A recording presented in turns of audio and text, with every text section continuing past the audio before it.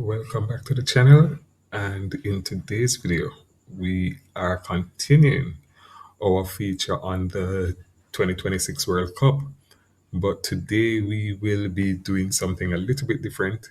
We will be looking at one of the teams that did not qualify for the World Cup finals this summer, and a team that was expected to qualify, but for some reason they messed it up. And so we'll be looking at that team. We'll be looking at the state of football in that country, what went wrong, and what they need to do going forward in order to set things right.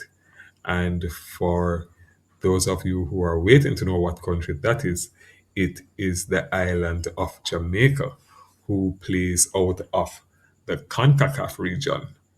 And with the tournament being held in the USA, Canada, and Mexico, CONCACAF ended up having six places in this summer's World Cup. The hosts all qualified automatically, but they still had their three qualification spots.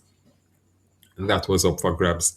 And unfortunately, Jamaica could not grab any of those three automatic berths. Those three spots went to Panama, Haiti, and Curacao. Curacao making their debut in the World Cup.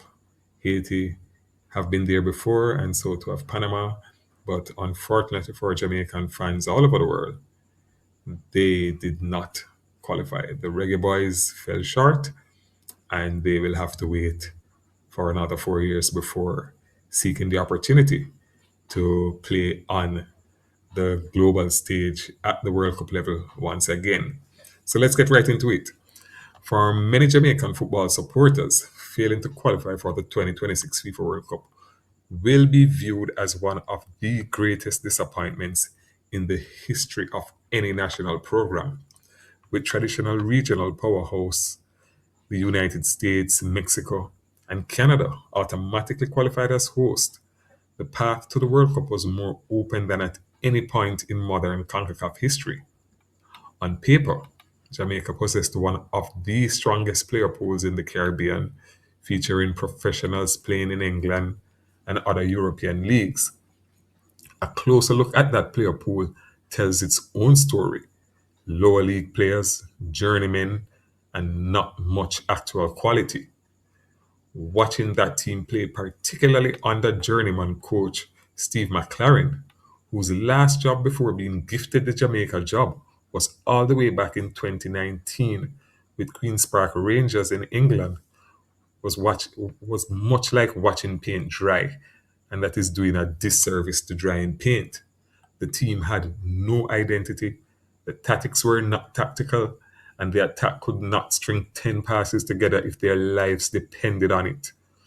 For much of the campaign, the Reggae Boys looked like the Reggae Toys. This is what happens when you grab a bunch of players, particularly from England, hand them spanking new passports, and say, "Have at it, lads." It simply will not work, and so ably demonstrated in the failure to qualify. This is no fault of the players. They did not select themselves. The blame for this has to be laid at the feet of Steve McLaren, who picked a lot of those players, and ultimately the Jamaican Football Federation, who employed Steve McLaren to end up picking those players. The failures started with the Federation and its incompetence. Let's look at it. The hosts for the 2026 World Cup were announced all the way back on June 13th, 2018. Yep, June 2018. So it was a known fact from then that the Confederation big boys were all going to qualify automatically, and there would still be three places up for grabs for the World Cup. That was June 2018. CONCACAF qualifying did not begin until March 2024, and Jamaica played their first game on June 6, 2024. McLaren was not appointed until July 1, 2024. You see what I'm talking about here? Clear, obvious lack of planning. It is evident that absolutely no planning went into the preparations for 6 years. And obviously, the Peter Principle seems to have been rampant within the Jamaican Football Federation. 6 years to plan for a qualifying campaign that should have been the simplest of endeavors, and they could not get it right. Even if one was to look past the late appointment of McLaren, because things do happen in life. After all, Curacao appointed Dick Advocat in January 2024, and Haiti appointed Sebastien Minier in June 2024. And get this, Minier has never set foot in Haiti due to the gang violence racking that country in recent years. Both Advocat and Minier were also, like McLaren, working with predominantly based European players. However, unlike McLaren, they are excellent coaches. And as a result, their teams are playing in the World Cup, and Jamaica's team is watching on television. The failure does not lie with McLaren alone. Since qualification for the World Cup in 1998, the Jamaican program has not kicked on as it should have. And rather than the development of proper streaming channels for young players, there was a turn away from local talent and an almost giddy desire to find the next Englishman to hand a new passport to. As a consequence, local football development, especially at the youth level, is simply not robust enough. The young players are still skillful and athletic, but skill and athleticism no longer cut it at elite levels. The game is way more cerebral, and tactics and philosophy are now key to successful teams. Unfortunately for Jamaican football, there is limited cerebral acuity, a deficit in tactics, and zero philosophy. If you think that is harsh, then explain why the Jamaican team failed at all of the following: one, dominance in possession; two, defensive organization; and three, a ruthlessness in attack. None of them, none of those areas did they excel. Successful nations know how they want to play, and Jamaica does not. With the result being inconsistency from match to match. That is a lack of long term planning, stemming from incompetence at the administrative level, which has manifested itself in the rush to recruit foreign players for each qualification cycle or regional tournament. The truth is, the recruitment of dual national players from England significantly improved the squad's quality, but it also created challenges. Many players arrived from different football cultures and systems. Building chemistry and a unified tactical identity requires time, regular camps, and continuity, all of which were absent. Recruitment of overseas based players should supplement local talent, not replace it. Unfortunately, the masters of Jamaican football did not seem to get that memo. The question for Jamaican football is thus: how do they pick themselves up, dust themselves off, and move forward? None of the answers are easy, but the long term success of Jamaican football will hinge on the right decisions being made, and that begins with producing and developing talent locally. That is the rock on which the long term health of any national program is built. One needs look no further than fellow CONCACAF nations Panama, Costa Rica, Mexico, and Honduras. Jamaica has struggled to establish a robust pathway from youth football to professional football, resulting in too many talented young players disappearing from the system before reaching elite level. The first step in addressing this issue has to be the development and execution of a national football philosophy. Simply put, every age group representing the national team should play a similar style from under 15s to the senior team. The tactical principles should remain consistent. So at any level a player puts on a Jamaica jersey, they should know what tactical philosophy the Jamaica team is going to play. That has not happened. I am not the first person to have pointed that out, but over the years, it has still not happened. There's only one place the blame for that can be laid, and it is at the feet of the JFF. Nowhere else. The investment in youth development should then follow, starting with more qualified youth coaches, more and better academy systems, a proper scouting network that covers the entire island, and more efficient school to professional pipelines. The current system of school coaches also coaching at the higher level, and therefore players are moving from school to a club coached by their school coach is simply not working. Bad habits, poor methods, and limited knowledge simply continue until the player hits a wall, as there is no outside voice to rectify some of the mistakes made at the school level.